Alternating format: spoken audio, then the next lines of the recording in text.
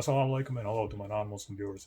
A little bit ago, I got an email from someone named Matthew Hedges 1464, where after my debate or discussion with James White, Christian crazy James White, he brought up Matthew chapter 1 verse 1, where it says Jesus is the Son of God, according to the Gospel of Mark chapter 1 verse 1. Well, I mean. Anybody who does a simple, just a little bit of research into, the Gospel of Mark, will know that there were textual changes done in the Greek manuscripts of the Gospel of Mark, right? So the Gospel of Mark contains additions, additions to the original Greek manuscripts. In other words, the Greek manuscripts of the Gospel of Mark were altered in places. And this is not something that only these anti-supernatural liberals would say. I have this Bible right here.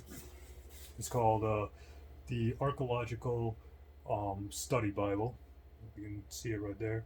So let's see what they have to say about the Gospel of Mark, chapter 1, verse 1. So let's see here. So again, this is this Bible. Oops. This is this Bible right here, Archaeological Study Bible. So I'm quoting from a Judeo-Christian Bible, right? I'm not quoting from this is not some anti-supernatural liberal Bible. This is not a Bible, Muslims edited or anything like that. No atheist or Muslim even went near this Bible when it was being produced, right? When it was being written and edited and produced. So this is the NIV, New International Version, personal size study Bible, right? Conservative Christians, conservative Jews and Christians edited this and put this together. No Muslim and no atheist were not even allowed near this, right? So this is according to your scholars, according to your Judeo-Christian scholars, or your evangelical Christian scholars. Let's see what they have to say about the Gospel of Mark, chapter 1, verse 1. And this is on page 1622, if you have it or whatever. If you have this version of the Bible or whatever. It says, in the beginning of the Gospel about Jesus Christ, the Son of God. Now, what's interesting is there's a footnote saying some manuscripts do not have the Son of God, verses 26 and 27. So, well, I don't know why it says 26 and 27. That has nothing to do with Mark chapter 1, verse 1. But anyways, what it says on the footnote is that Jesus Christ, the Son of God, and then there's a footnote saying some manuscripts do not have the Son of God. So the original Greek manuscript of Mark said, in the beginning of the Gospel about Jesus Christ.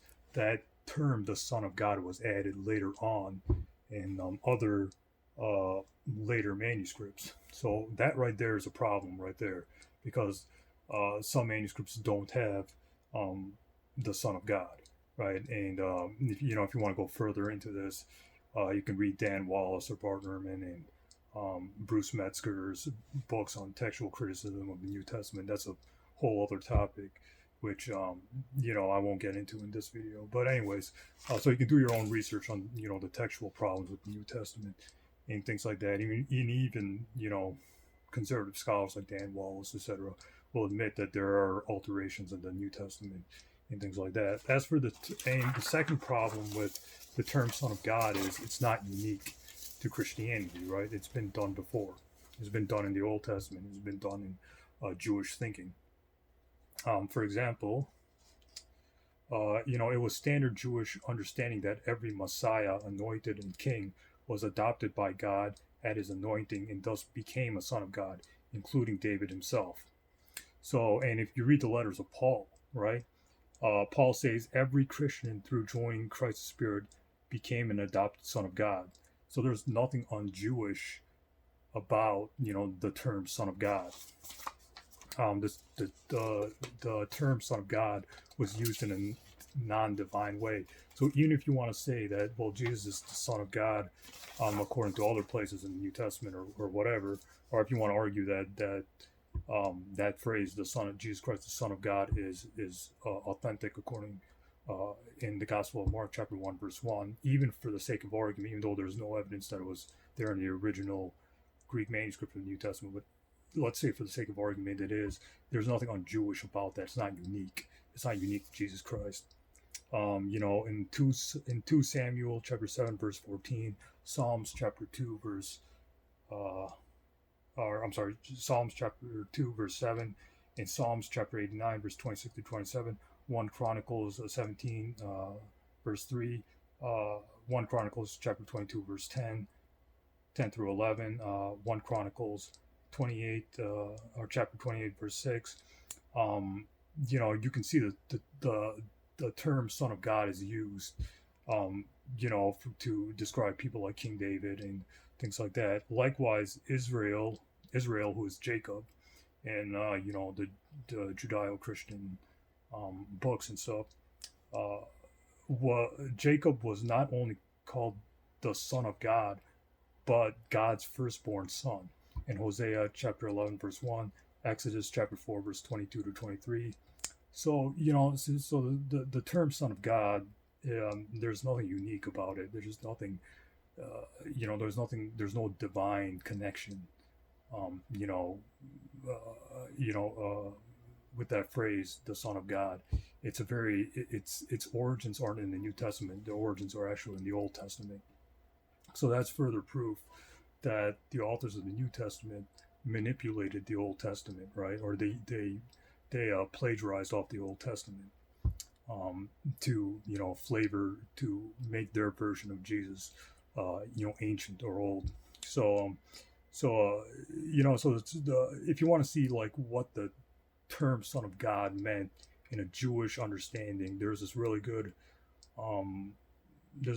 book by Jacob Nasser called Dictionary of Judaism in the Biblical Period, 1996. So if you read the section Son of God, he goes into detail about what the Son of God is, and it's not connected to any divine.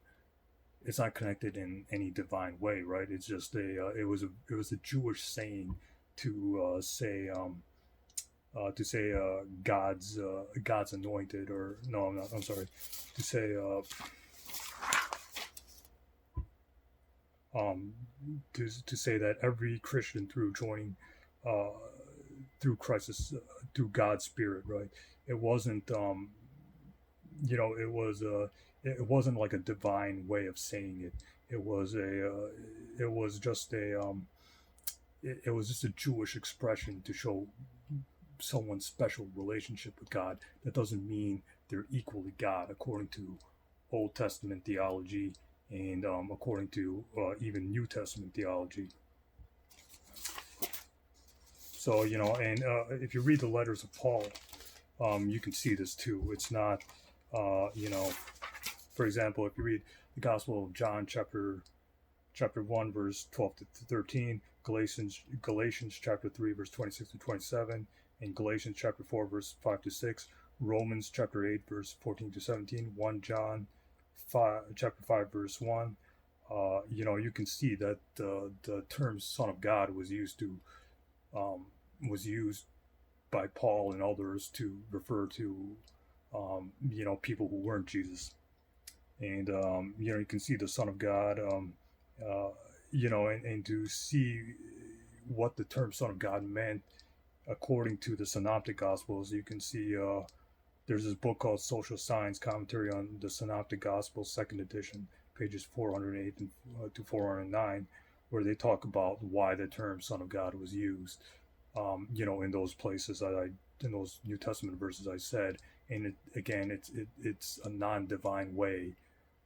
It's a non-divine term, right? So the term Son of God means it's nothing unique. There's no connection to divinity there. It was a very Jewish saying. So if Jesus is the Son of God, then everybody's the Son of God, right? A lot of people in the Old Testament are the Son of God, and Christians are basically the adopted son of God and stuff like that. So there's no, it's not a divine, it's not a unique divine term used for Jesus. Other people used it before in the Old Testament, and Son of God is used, to describe others and besides Jesus in the New Testament. So much for the claim of the Son of God showing Jesus' divinity in any way. It's just not true. Thanks, Lon.